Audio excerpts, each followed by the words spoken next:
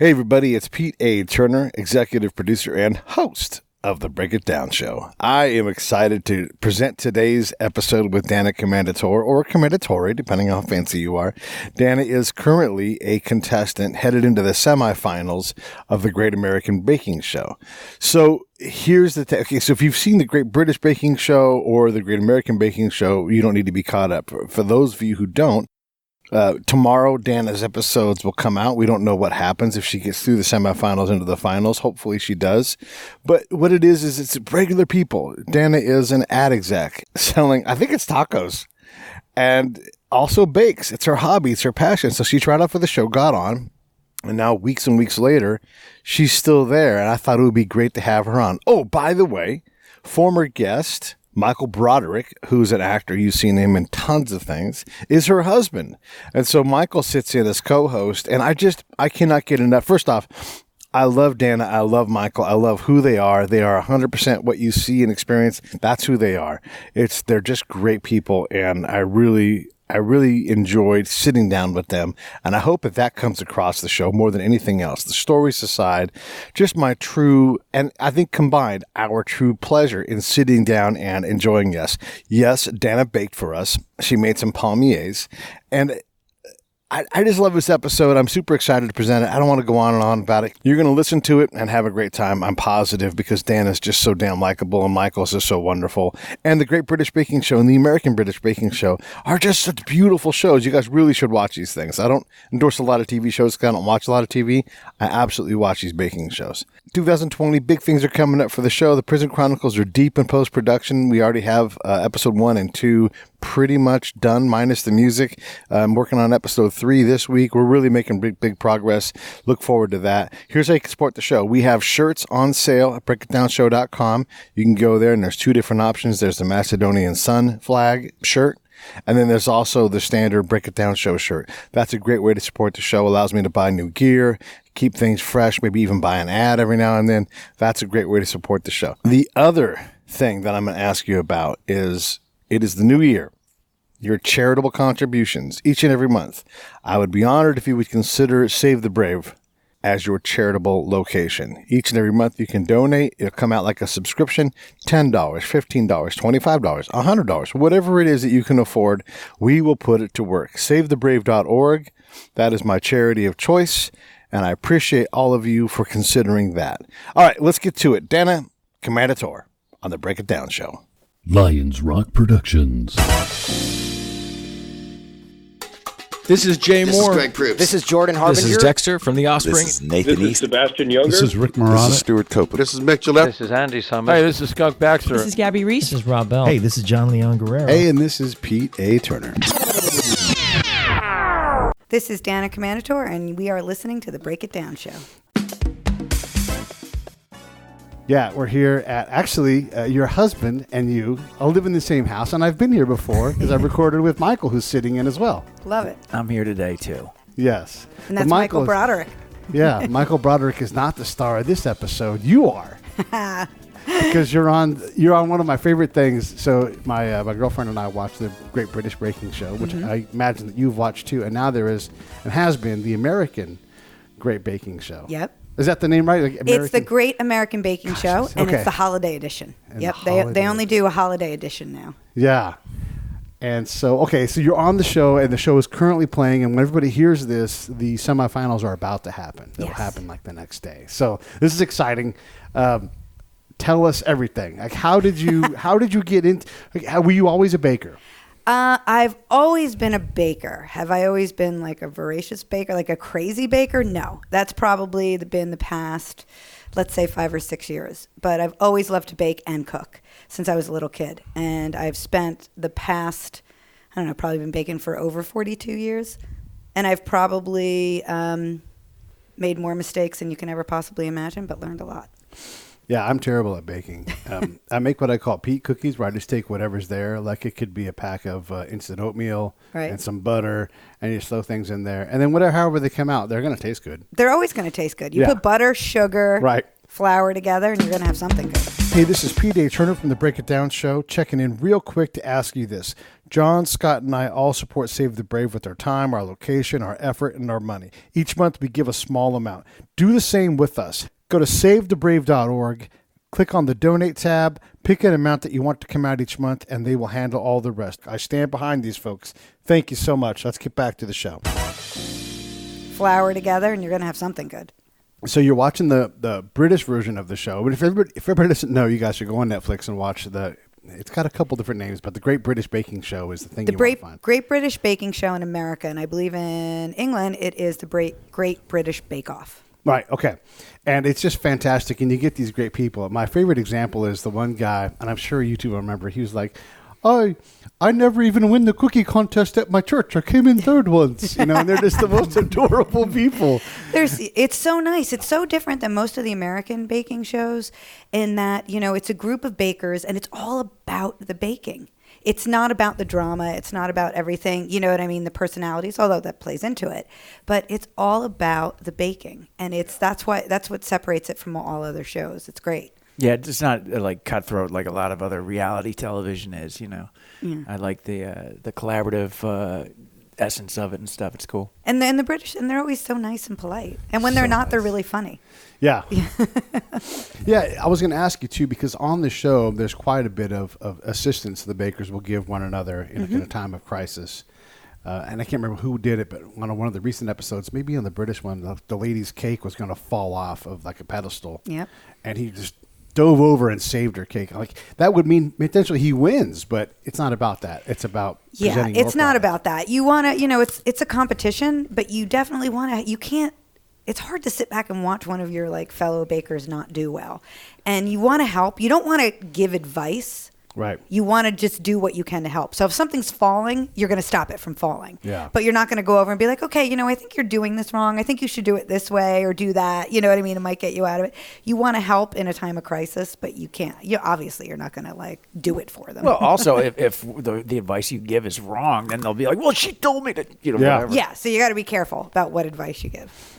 So let's go back before you get on the show. You're baking. Are you baking all the time? Is it like your go-to hobby? Yeah, it is. It became like a form of therapy for me. It became like what I did to relax. I have a very creative husband. I have a very creative son. I work in advertising, and I run I work with a huge creative department. Right. So it's like I'm surrounded by all this creativity, but I've always been a producer, but never really found my kind of creative outlet. And baking kind of fulfilled that. And I started to become much more creative in my baking. And it was also very therapeutic for me because I always talk about this. People are like, it's too much information, but I don't care.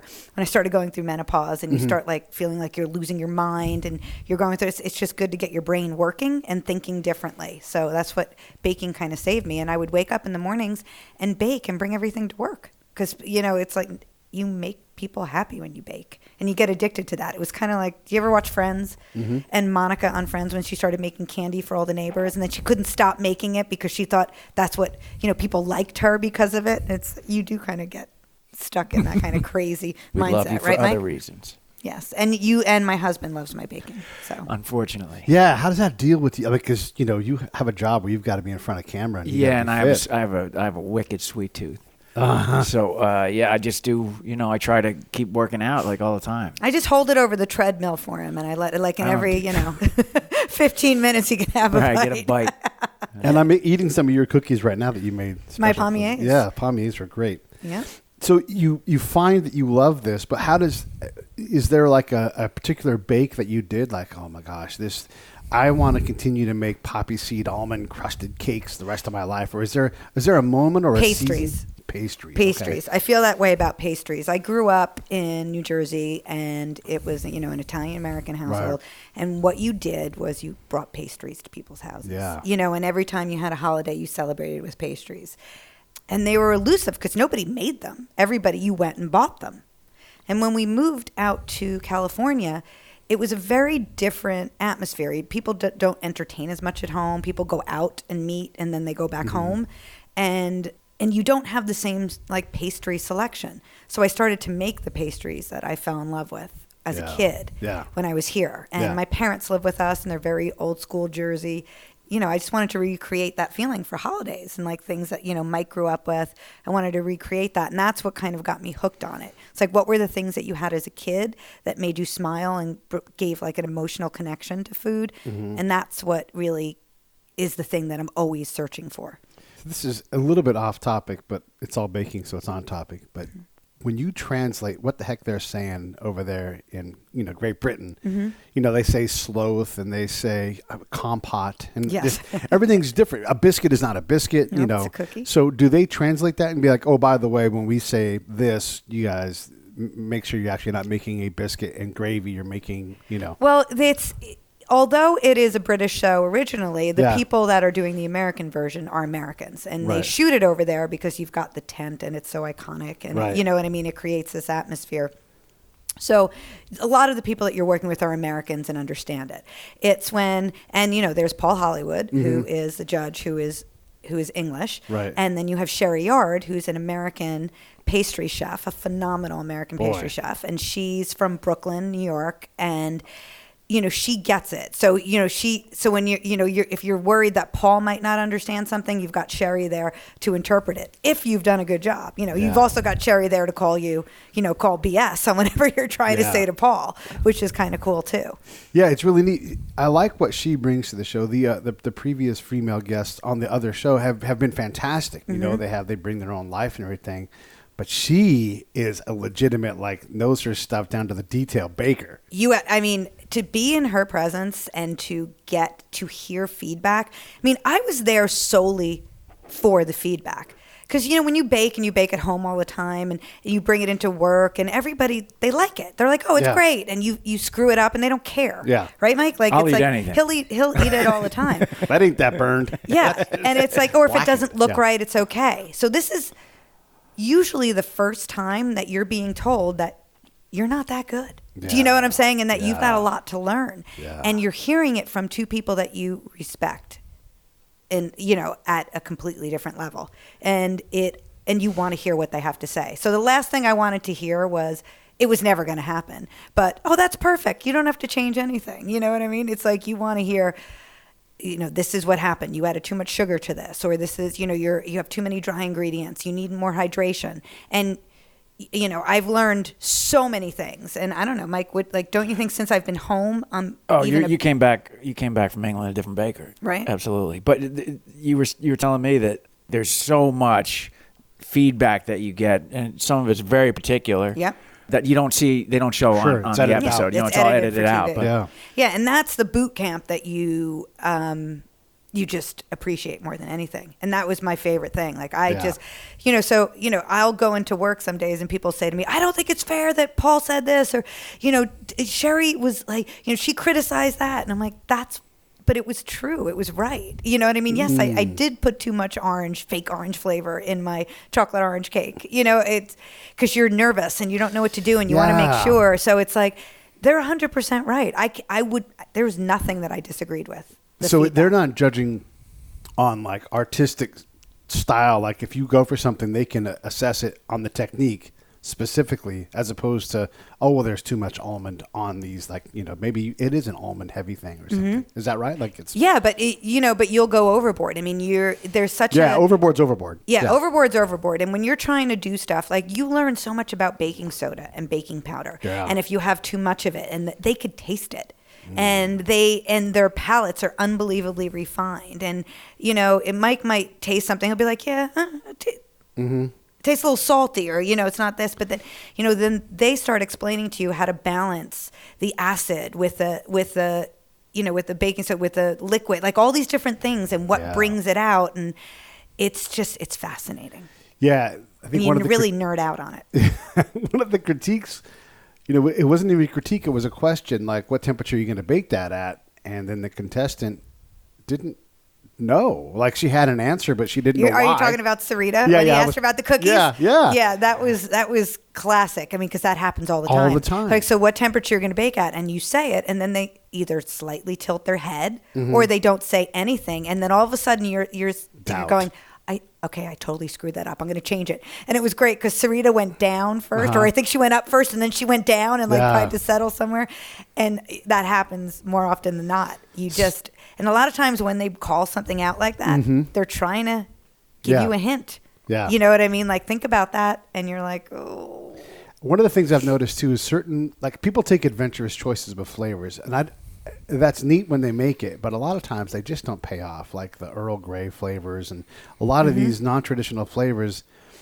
It just doesn't always seem to work. And you said you were kind of middle of the road, like, I just want to be, right down the middle. Yeah, I'm not into the latest food trends. Right. Like, I don't really follow, like, I love traditional flavors, and there's a reason why people like, apple in certain things and doing stuff. And when you can pair it with something that's slightly out of the box, but really, brings out the flavor and is really like good to it, then it's a fun thing to do. But you can't, I was never comfortable doing something really weird.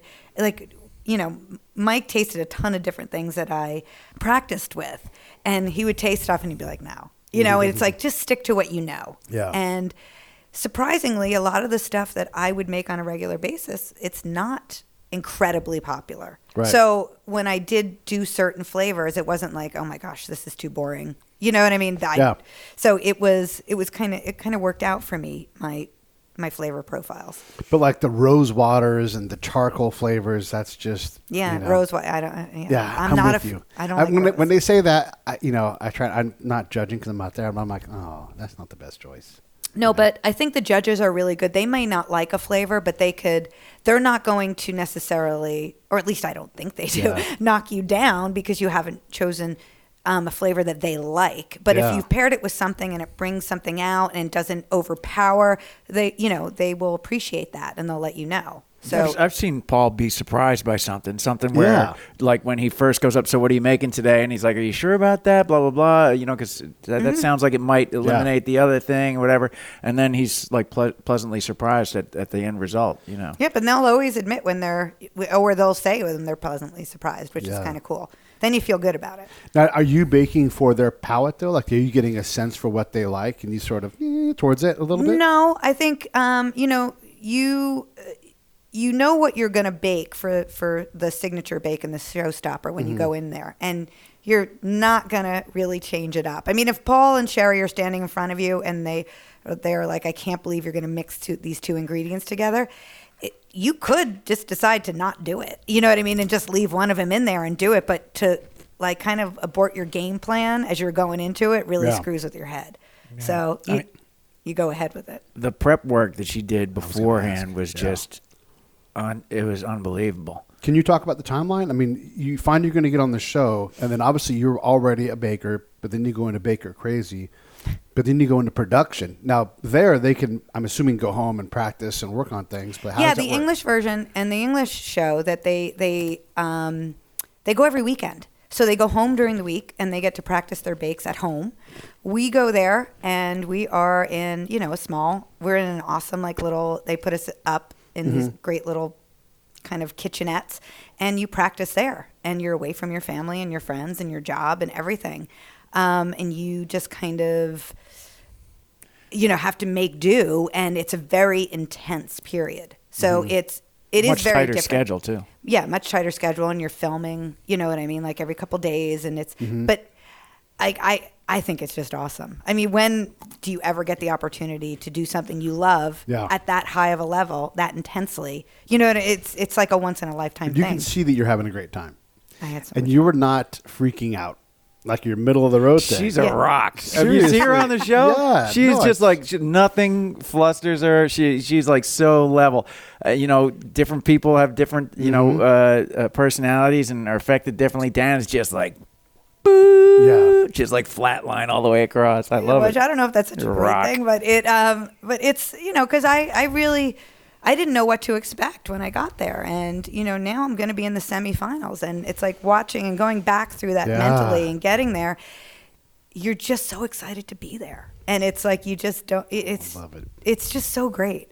I've never had that much fun. Great to watch. Just everybody is just so. It's just fan. Everybody should watch all of the baking shows, the American one and the British one, because what you're saying comes through on the camera. That's part of the genius of what they've got figured out. Yeah, that formula works really well, and you get a group of people together. I mean, day one, we all land there, and we're all on different flights, and we get there, and all of a sudden you realize you're in a room with 10 other people that are just as nerdy as you are about baking, and you know, there are people that you would never think that you have anything in common with.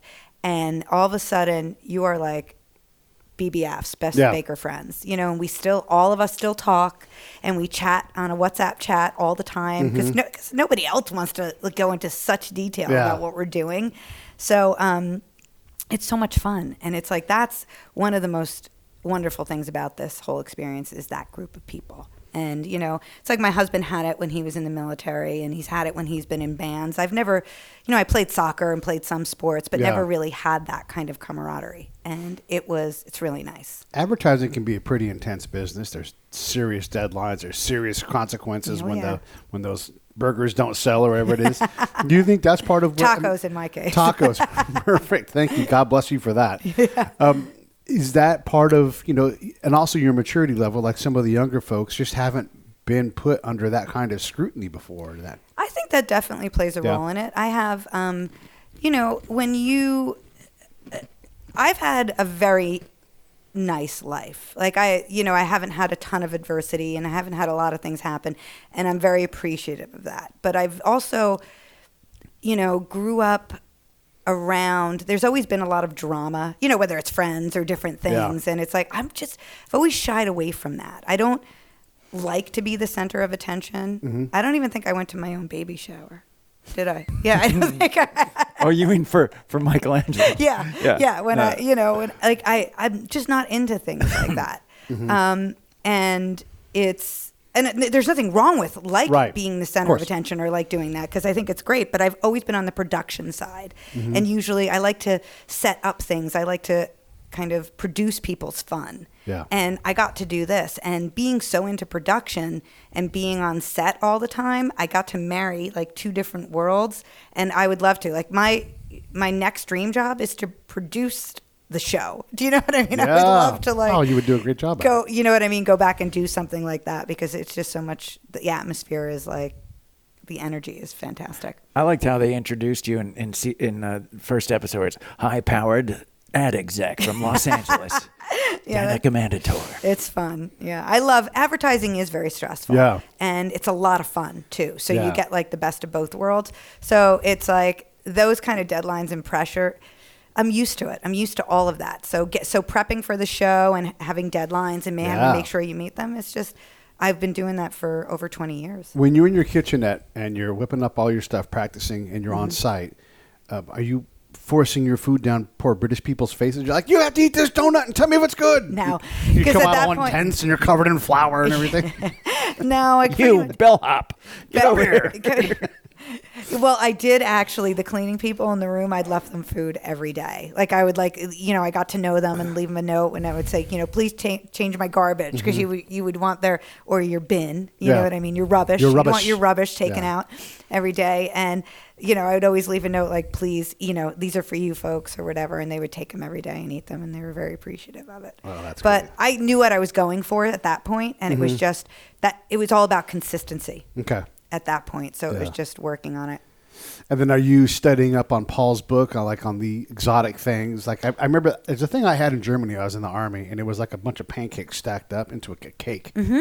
And I'm like, holy shit, I've had that thing. But I still don't know the name of it. But I know forget the name of it, but I know what you're talking about. Yeah, and it was it's like a crepe cake. Yeah, exactly. A crepe cake. And I think it was for people who haven't seen it, the middle round is like a surprise round. The technical challenge. Yeah, surprise. You're making this thing you've probably never made before or even heard before. And the directions are, make crepes, put them in a stack and cover them in sauce. Or make Swiss meringue. Yeah. There'll be something like like something like that. And they will tell you, they'll give you, certain elements of it, but they'll just say, make this, or they'll say bake at 325 degreurs. Yeah. Not for how long. Not for how long. Not. And what to do. So why don't we break it down? How each episode, see what I did there? How each episode is presented. Well, it's presented. You start with something like in the first episode, it was Cake Week, and you have your signature and they decided to give you a brief, which was an olive oil cake. So you had to make an olive oil forward cake, and you can introduce any other flavors you want to it. The second challenge was a total surprise, and it was an angel food cake with a passion fruit curd channel going through the whole center. That was a Sherry Yard recipe with fruit decorated on top and white chocolate and stuff. So you had no idea, and you had to bake this. Everybody gets the same ingredients. Yeah, everybody gets the same thing, and everybody gets the same instructions. You don't get a curd. You have to make the curd. You have to make the curd yourself, and they'll say make passion fruit curd, and you're like, okay, I know I've got 250 milliliters of passion curd puree here, but what do I do? And you thank goodness I know how to make curd, or know how to make a pudding, or know how to make a creme pat, a pastry cream. Yeah. And then the last one is a showstopper, where you have to create something that would be the centerpiece of a party typically. And mine was a chocolate gâteau. Yeah, everybody had a chocolate, gâteau, and it was like, well, what flavors you're going to introduce, how you're going to decorate it, how you're going to make it look like a centerpiece thing. So the technical challenge scared the crap out of everyone. Yeah. My advantage in the technical challenges, which is not really an advantage because I'm not really that great at technical challenges because I'm terrible at following recipes on the fly. I would. So it was that I knew a little bit too much. Like you kind of have a bit of information, which could be dangerous. When it came to last week, when it was pastry and we had to do the short crust pastry, the pork pies. Yeah. I was like, I know it has to be warm. So I was working with it warm, and I was like, and it wasn't until the end I realized, no, it has to cool. Yeah. It has to cool to a certain temperature to be malleable enough to roll on this freaking dolly. And you're sitting there and you're like, son of a bitch, I figured it out right at the end, but you can't go back. You don't have enough time to do it. But you were disappointing in that challenge. Yes, I was yes, that's okay. I disappointed myself. Still Star Baker. I still got Star Baker that Baker way. on pastry week. Crazy. Yep. Look at you. I mean, okay, so Star Baker. for people who are listening, and it makes me emotional. I'm just thinking about it. Like they always showed like the pull out of the person, and they'll show like you'll call Mike, and you'll be like, I want Star Baker, and then you're like, holy shit, what? Wow, I think that's why they didn't use it. No, they didn't do that with Dana because Howard's like, what? Yeah. But what a neat moment for the both of you to have that happen. That was, I mean, I think they used the soundbite on the show where I said, it seems really strange to be so proud of an accolade, about baking, but it really is. Yeah. You worked really hard. You do. And that payoff. And it was during pastry week, which is my favorite thing. I mean, you hear people all the time, like bread's my thing, cakes are my thing. And then they totally screw up for some unknown reason because the tent's a strange place. And for me to get Star Baker during pastry week meant so much to me. I want to get back to the tent being a strange place, but I want to ask you about this whole process. Yeah. Like, obviously, she bakes well and you're happy with it. Whose idea was it to go on? I mean, you said before off mic that you wanted to do this, but what was your role in this whole decision process? Cheerleader. Yeah. That was it, man. Yeah. I mean, actually, my position in this whole thing has just been literally just cheering her on. You know, trying out things that you hear, eat this. Okay. Yum, yum, yum, yum. Okay. Whatever. But there was a moment, I mean, when I was practicing, I think that I just came to you and I was like, Mike, I don't know if I could do this. that's true. Yeah. And you were like, you can absolutely do this. Yeah. What was your doubt about? I was just tired. It was, I have, a 17-year-old son who's a senior in high school. I have, we have a big house. We have 3 dogs. I have a really high pressure full-time job, right. And it was like trying to stay up till after midnight, just practicing and, just doing stuff. Yeah. Like you're not doing it for the love of it right now. Well, actually you are, because there's no way you can do any of that if you didn't love it. You owe everybody to be prepared. Yes. And the kind of person you are, I can already tell, like 100%. you're not going to let that. I'm not going to half-ass it. Yeah, exactly. Underpreparedness is not going to be the problem. No. Okay. So it was a lot of pressure, and I always, my brothers, when I was little, they always have this running joke with me that I trip at the finish line because I've never been super competitive. Like I just, I was in an ice skating race once and I just slowed down at the end and let somebody else win it. My brothers were like, what the hell is wrong with you? And, they were my cheerleaders when I was younger, which was great. And, I've always had an incredibly supportive family. My parents, both my mom and my dad, and my brothers have always been great. And they, but and I wasn't even competitive with the other bakers while I was there. It was all about being like, how far can you push yourself? Are any of the bakers really competitive with one another? And you don't got to get specific, but yeah, no, I'm sure they are. I'm sure there were, because I think people are very competitive by nature, and that was the hardest thing for me to be, is competitive against another person. I'd much rather compete against myself. So what does that mean? That means just pushing yourself and being better. What does that mean? It means tons of practice. It means making sure, the whole 10,000 hours. People have talent. Yeah. And then there's practice that goes along with that. And even the most talented people aren't going to get anywhere unless they put in the work.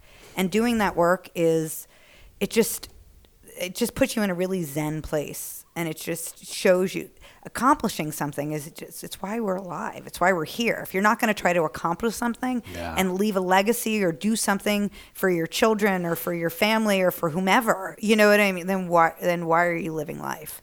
And if you have to take risks. What about some of these techniques that you have to practice just to get the feel for them, like rolling things, and knowing, what technique works for this specific thing? Like, I mean, do you set up your training schedule and say, these are the things I'm going to make? Like, you already know, obviously you make a great Napoleon. What a great compliment you got on that. How incredible. What would you say the best thing she's ever eaten in the tent so far? So far. Yeah. Yep. Well, you got to say so far. No, yeah. That was a great compliment, but there's still room for improvement. And that's the thing that I love. And what I've been practicing all week is pastry. Yeah. I go back and I find different recipes. And, right now, Sherry Yard has a great book. It's, The Secrets of Baking. And it's like you go through that and you just read the different recipes, and then you could take that and just do whatever you want with it. So now I'm working on a few different desserts with puff pastry.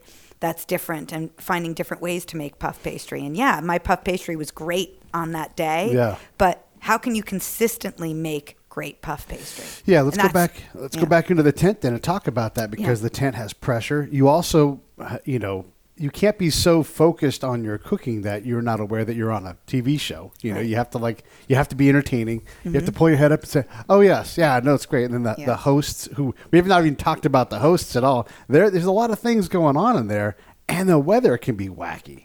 Super hot, super cold. Yep. So talk about the tent and what it does to baking. So the tent is a magical place. When you walk in, you feel like you're in. If you were English, you walked into Wembley Stadium and you're about to play a World Cup qualifier or something, and it's like, and the first time I just, I put that apron on, and you pull it over your head, and then you tie it around your waist, and you put your hands on the bench, and you look up, and you're like, holy shit, I'm in the tent, and it's like, but I don't have. It's this weird feeling, because I didn't have Mike to turn around, because he's the one person that would have understood what it meant for me to be standing there. Yeah. You know what I mean? And my family. And you don't have that support. And you're really by yourself. So you're just internalizing all of this awesomeness. And then Emma Bunton and Spice Adams, who are the hosts, they walk in and they're just so energetic and lovely and just make you feel so comfortable. And it's amazing. And the production team is just out of this world, and the culinary staff and you're like, this is so cool, and this energy, and everything's buzzing around you, and you're like, pinch me, you know what I mean? I'm here, and you want to film it all, but you can't. And then Paul and Sherry walk in, and you're like, oh shit, it's go time. Yeah. And they don't really interact with you a ton, because they can't. Right. You know what I mean? They want to be as impartial as they possibly can and judge the food and do whatever.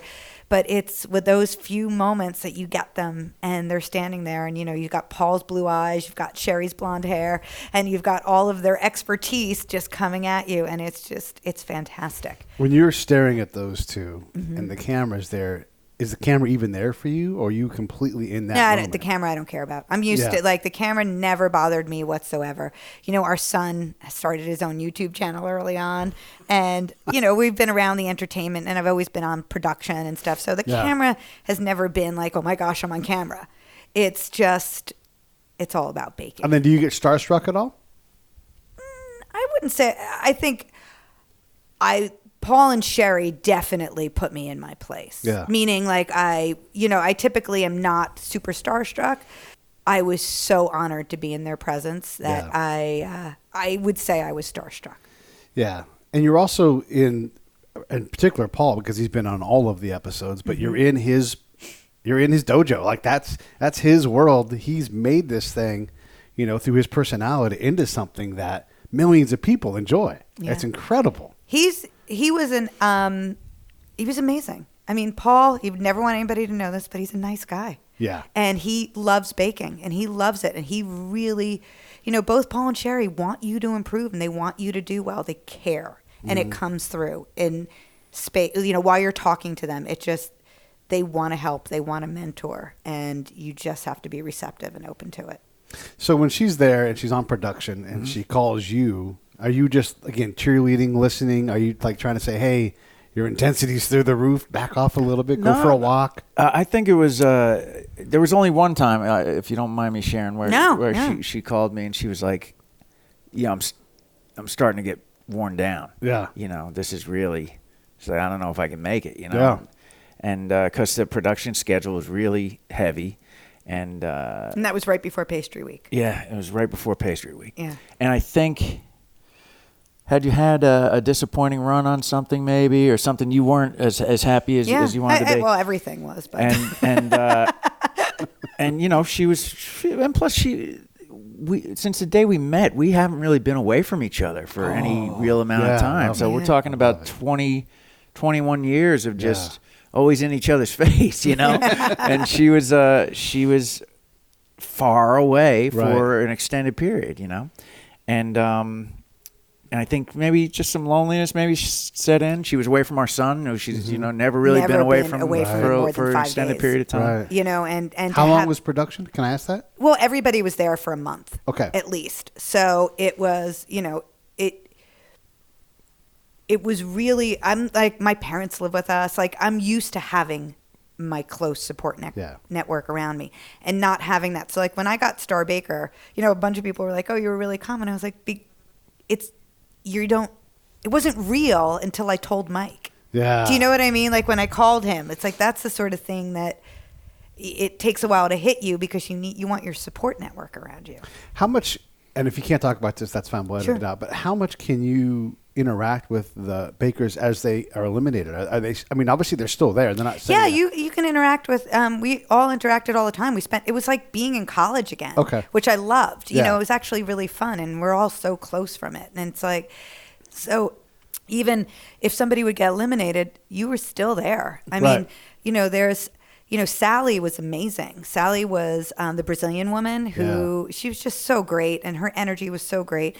And when she got eliminated, she was there in the morning saying goodbye to everybody when we would have to go there. And she would be there at the end of the day when we came home. How wonderful. You know what I mean? It was like, it's like, what sort of magical person is this? You know what I mean? Lovely. And it's like, well, it's Sally. Yeah. And, you have different relationships with different people. And it was so great. Like it was a great support network, but it's still nothing like having your husband and your... In this show, this is for people who haven't seen it, there's a bunch of cooking stations and... Benches. We call them benches. Okay, benches. And as people are eliminated, there's more and more space, but I imagine that it just gets more intense and pressure-filled as they're... It does. And I think they actually aired something that I said last week when it was down to 6 of us, I guess it was. Mm-hmm. And I said, wow, the tent's quieter today. Yeah. You've got less people around and less things. And they even, they removed some of the benches. So it's like you've got a little bit more space in between you and the bench behind you. It definitely changes it, but it just becomes more and more, you become more and more focused. This may or may not have anything to do with anything, but I've noticed that the British baking folks seem to sit on the ground in front of the oven more than the Americans do. Oh, I did all the time. Oh, okay. They just don't show it. Okay. Yeah, I did all the time. I think there was a great scene where I was just squatting down and Spice is doing yoga behind me because I'm just intense. Like your timer watching the oven. Yeah. Because, when I'm at home and I'm baking, I've got 7 other things to do. Right. I'm either changing laundry, I'm doing dishes, I'm answering a work email. I'm doing all these different things. When you're there in the tent, you get to focus 100% on the bake. Yeah. So it's like you're going to sit there and watch that oven, and you're going to make sure it doesn't burn. You know what I mean? And Yeah. make sure that things are happening.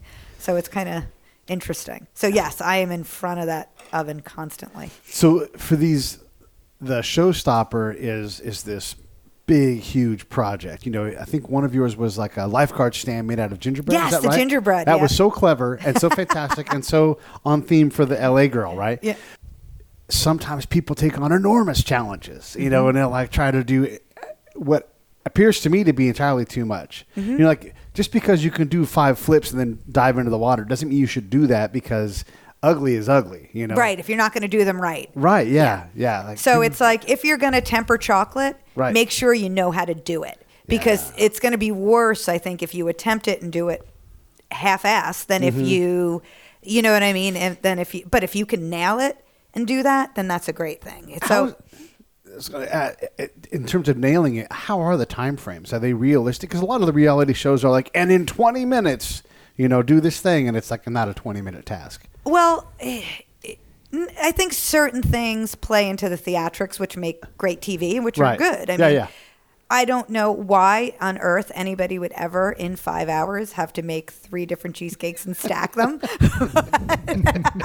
But it's a fun challenge, Yeah. and it's testing your engineering, your building skills. You know what I mean, and how you're going to make sure that those cakes don't topple over. So what might not be 100% realistic in the real world doesn't matter, because they're testing you on different things, Yeah. and it's fun. Yeah. And it's fun to see what you can do with that. And it's fun to see, in that challenge, I did 2 different base cheesecakes, 2 different, crusts and different toppings. And it's like that, I could have just done 2 different, cheesecakes and then 1 crust to go on both. But it's like you want to push yourself a little bit, but you don't want to go too far that you're not going to have enough time to do it. And it seems like the folks that over-decorate pay the cost, because that flavors have to be there. The bakes have to be accurate. They I think, say substance over style, right? yes, Right. I would always, never been a great decorator. I mean, that's Mike. That's always like a laughing, like whenever I do something, he's like, it's good for you. You know what I mean? Right? I mean, it's like, Hashtag go Dana. but I'm always going to focus on the flavors, the technique, and then the decoration. That's just the way that's the way I roll when in the kitchen. Yeah. And then you're in the semifinals. We don't know what happens next, because that's going to happen on the TV show, but it actually has already happened. Yep, it's in all real happened. life. Yeah. So are you able to travel to England for like the big barbecue thing in the end? I mean, not saying anything about anybody. Well, anybody's invited to Right. come. Yeah, they invited Okay. all the families to attend the final, Right. Like, whether they were Yeah. eliminated or still in it. But you or have whatever. like a job with not a whole lot of flexibility, if you're doing camera things, right, and acting. Well, if I'm working, then it's Yeah. not flexible. If I'm Right. not working, I'm plenty flexible. Okay. Hey, this is P.A. Turner from Lions Rock Productions. We create podcasts around here. And if you, your brand, or your company want to figure out how to do a podcast, just talk to me. I'll give you the advice on the right gear, the best plan, and show you how to take a podcast that makes sense for you, that's sustainable, that's scalable, and fun. Hit me up at pete@breakitdownshow.com. Let me help. I want to hear about it. What about your work? You have a high pressure advertising fancy lady job. And Yeah, when you- I work at a great ad agency, Deutsche Advertising, Deutsche in Los Angeles, and it's just great. And the people, I've been there for a long time. Yeah. And, I went to my CEO and my boss, the 2 people, to Pete and Kim at the time, and I was like, hey, I have this opportunity. Yeah. What do you think? And they were like, go for it. Yeah. We support you 100%. And they were great. So I got to, I had to do some work. I kept up on my job and emails and stuff while I was away, and it was a really good distraction. Right. I remember one of my bosses, Brett, called me at one point to talk about a new business pitch, and it was just such a nice relief, to do something, to think about something different for 5 minutes and go back to work for a little bit. Right. But yeah, they were fantastic. They were so supportive. Yeah. But I bake for them all the time, so they like it. Has your vocabulary changed at all? Like we say sloth and scone now instead of scones Well, and sloths. one of the things too, I lived in England during Okay. my 20s for on and off for a while. So I was very familiar and comfortable with the lexicon. Is that the right word? Sure. Yeah. And I knew certain things. So like when we had in bread week, when they were making a cob loaf, I knew what a cob loaf was. No, I don't think anybody else did. Right. Not that it helped me, but it, You've at least but I seen knew what one. it was. Yeah. Right. When it was time for the Queen of Puddings, nobody else knew what it was. I did. And Yeah. Again, didn't matter. Yeah. Hand pie didn't do you any good. Yep. Yeah, didn't do me any good, but I knew what it was supposed to look like. Yeah, things like that at least. So I wasn't, completely scared when I heard these things. How was the editing? How does it feel to you when you see yourself, when you see your Awesome. peers? Is it good? Yeah. Yeah, I think, obviously there's, we have an hour-long show Yeah. with commercials, and the British one has an hour-long show. They have commercials added in, but it's like an hour and a half. So they Right. have much more time Yeah. to get to know the bakers and to build it up and whatever. But, for me, it's okay because I still have all the memories of everything that happened in my head. Mm-hmm. So it doesn't even matter how it was edited. I kind of can remember it all just by watching those key points, Yeah. which is kind The of judging seems to be pretty much on point. And when it's not, the internet explodes and people complain about certain Yeah. things.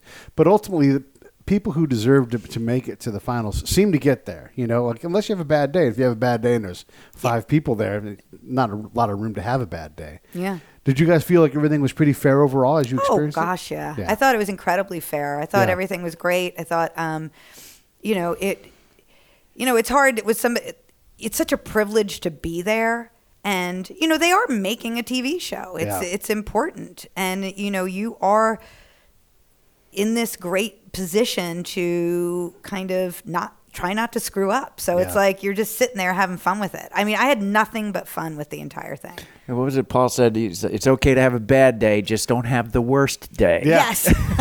Yeah, that's true. I mean, it's like, I think I would call Mike and be like, well, fortunately, I may have screwed up, but unfortunately, somebody screwed up a little bit more. Yeah. And that's what happens. Yeah. You know what I mean? It's if you're just thinking that you're great the whole way through, and it's never going to do you any good. No. But all the bakers would go home and we'd all talk about the things that we did wrong and, Of course. learn from it. It was great. Yeah, you definitely see people improve substantially from where they were when Yeah. they start if they get through enough weeks. What do we not know? What do we not from, just not, you've done the thing. What are we missing from what the show is? You are missing out. I think when I used to watch a show, be like, why did they do that? That was so stupid. Or why how come they didn't leave it in longer? You don't realize the intense pressure and the intense, just where anything could go wrong. You don't realize that, you're in a tent.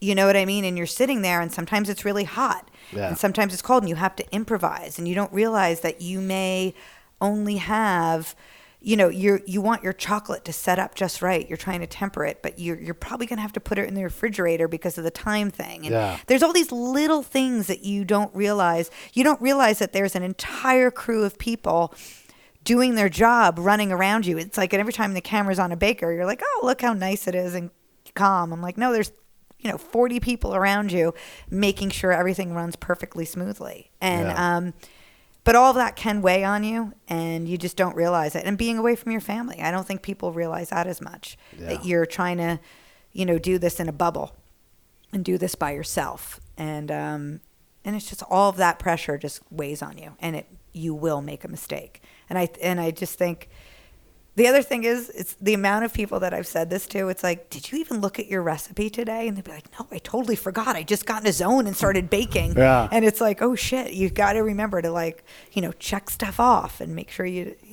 do all that. But it's the simplest things go out of your head in the tent. As you're coming up with your showstopper, I mean, this is your moment. It might be the thing that saves you because the technical, you just don't know. You don't going know. in. The showstopper will, if you will save you. So talk about how you come up with your showstopper ideas. Like, where does that come from? How do they evolve? All of that. Well, you put a lot of time into it, and you just think, well, obviously you're making bread, right? It's like, how many bread recipes are there out there? There's ratios that you could play with and flavors and design. So it's like, what and when you've given a brief, so in the bread sculpture, we had to do something based on the 12 days of Christmas. Right. And you're saying to yourself, how am I going to come up with something original? And it's like, well, all right, I have a lot of tattoos. So I'm going to try to, so I was like, ooh, what if I did like a traditional, I did like a turtle dove tattoo bread. That's the bread that I played with different flavors. I did a chocolate and cinnamon bread and a pandan and pear bread. You put those together, and I made it look like a kind of a winged heart. Yeah. Kind of, like a traditional tattoo. like Like a a heart traditional with tattoo. wings, And I'm not that artistic and not that creative, but I was like, at least this will be uniquely me. Yeah. So that's what I tried to do in my gingerbread challenge. I looked around when I was done, and I was like, oh shit, everybody's stuff is beautiful. Like they look like real gingerbread houses, and I've got this like, Venice Beach lifeguard stand, but You're not a gumdrop in sight. right. I thought it was awesome, and I loved the palm tree especially was super cool. Yeah, it was so much fun. That was based off like Legos when I watched like my son build Legos, and he, the way that they would stack stuff. So it was like, okay, so what I can't do in decorating technique, I'm going to try to make up in creativity. Yeah. Well, yeah, you're plenty creative. Obviously, that was it was a great idea. It was just so, and it was refreshing to not see a boatload of icing and gumdrops and things stuck all over it. It was good to see something. Well, you want to make, if there's anything that I've started doing in the past few years with baking, it's like, I want to make everything.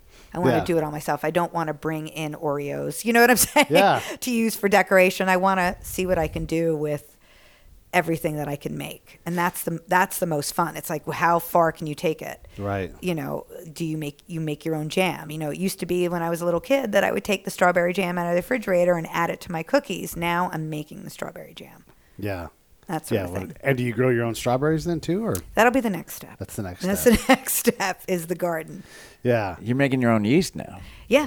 I have my own starter when it comes to bread. So, Right. you leave it out on the counter and you grow this great bacteria Yeah. and you make your own sourdough bread.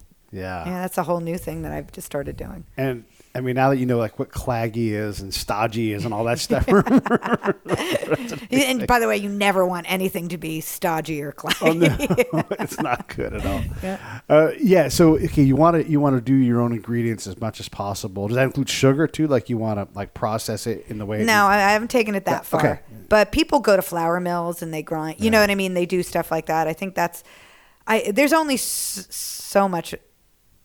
Yeah, I don't know if you want to start breaking down the raw materials. Yeah. Yeah. But as far as you don't buy icing, you make your icing. You don't buy. Yeah. I don't make my own butter when I'm making cookies, but if I'm going to serve bread and make a special butter, I will make my own butter.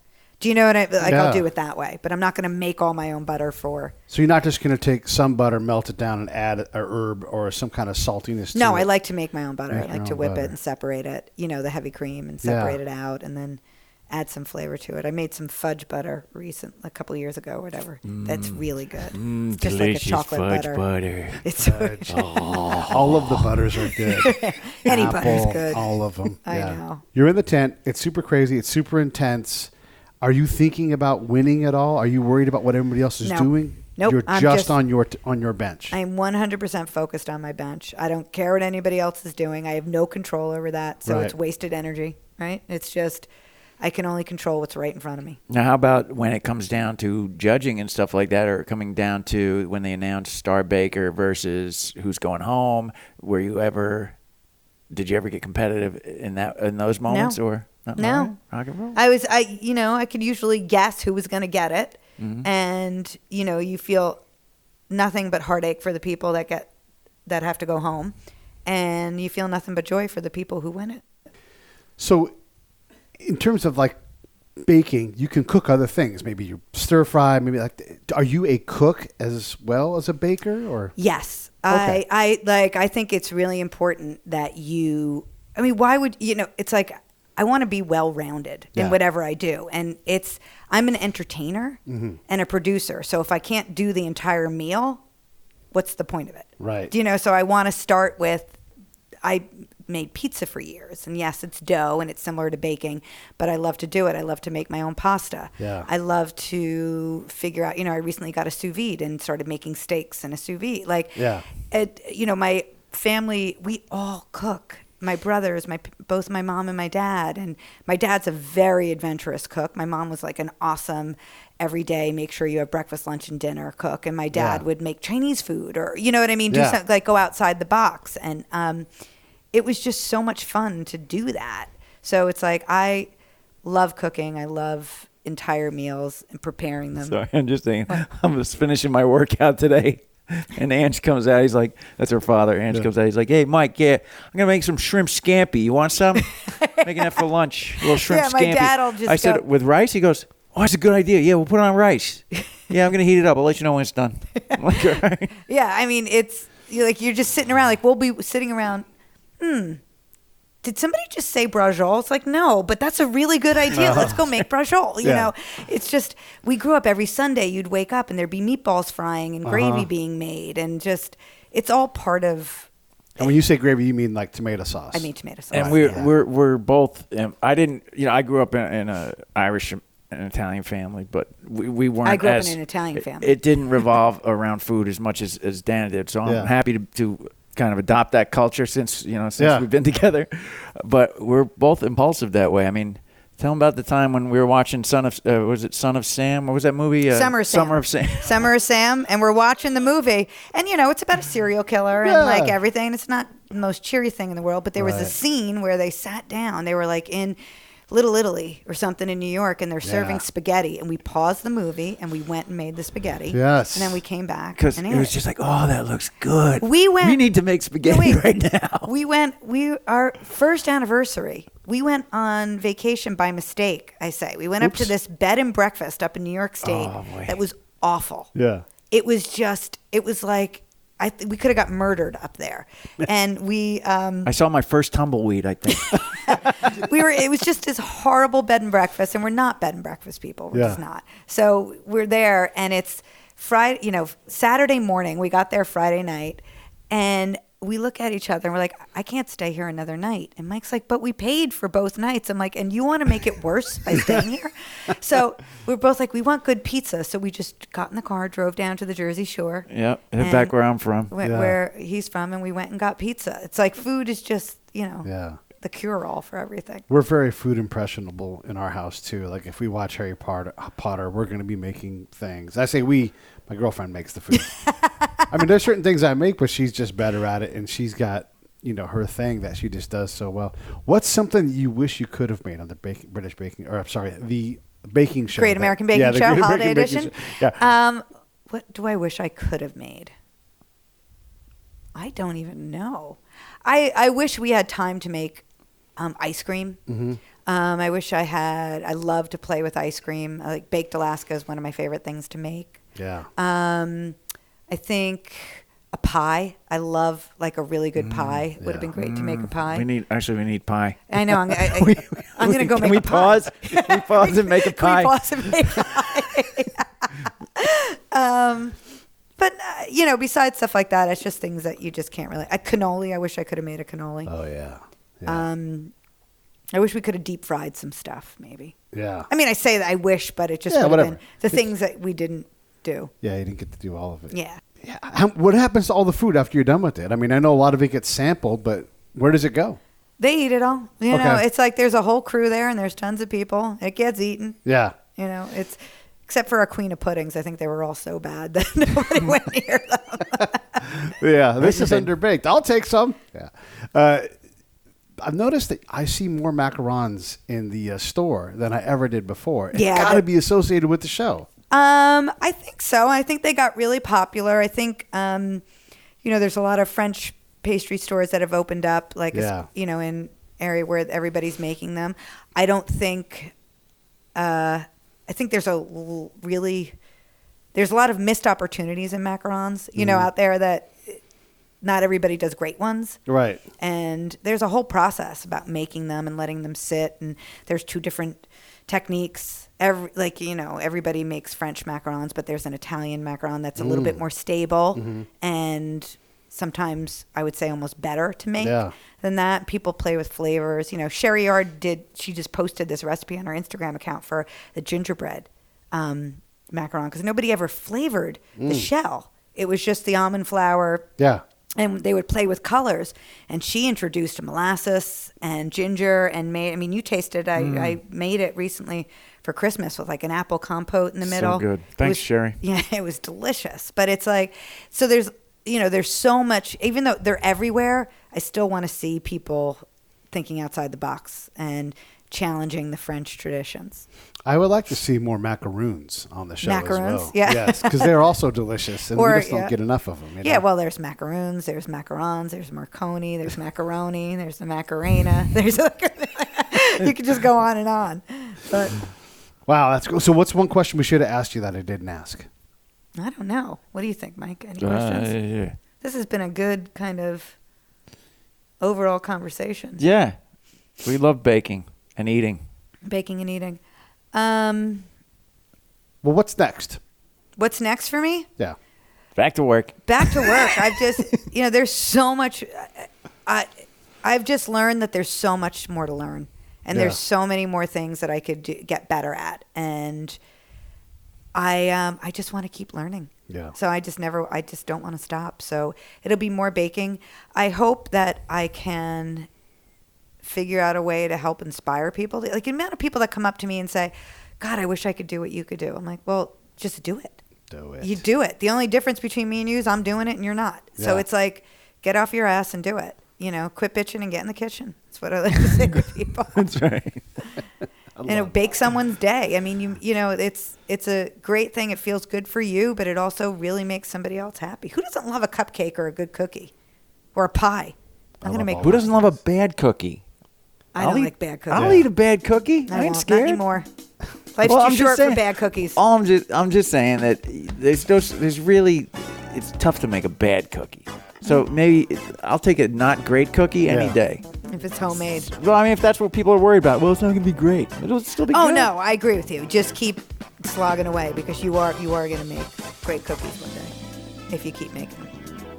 10,000 I'm with you hours. 100%. 10,000 hours. Quit bitching, get in the kitchen. Quit bitching and get in the kitchen. Hey, thanks for coming on the show. Thank you. This has been wonderful. I really appreciate it.